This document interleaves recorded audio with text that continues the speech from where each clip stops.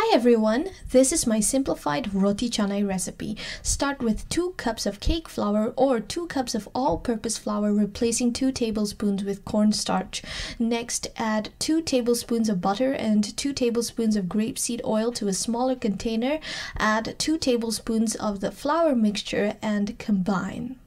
Next, add 1 teaspoon of salt and 1 teaspoon of sugar to the flour mixture. Stir and add half a cup of water. Mix the flour mixture and water into a rough dough, but don't overknead. Add a little bit of water or flour if it's dry or if it's a little bit sticky, just to make it the right consistency so you can roll it out. Now divide the dough into 2 portions, spread some flour on your work surface and roll out that dough into a rectangle as large as you possibly can. Mine was about 1/8 of an inch thick. Then I'm going to spread half the butter on 2/3 of the rectangle, leaving 1/3 unbuttered.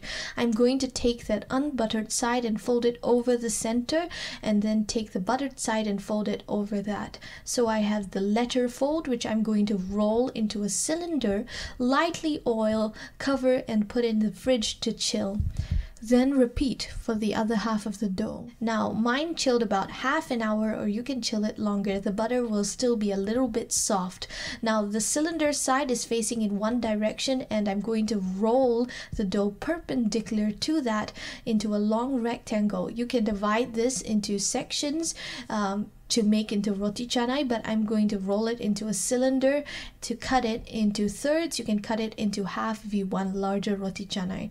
Then I'm going to unravel the cylinder and roughly form it into a spiral, a flat circle shape, which I'm going to flatten down and then roll out, and there you have the Roti Canai. Just put it into a skillet over medium-high heat and fry on both sides until it's puffed and it's well browned on both sides. And here is your finished Roti Canai.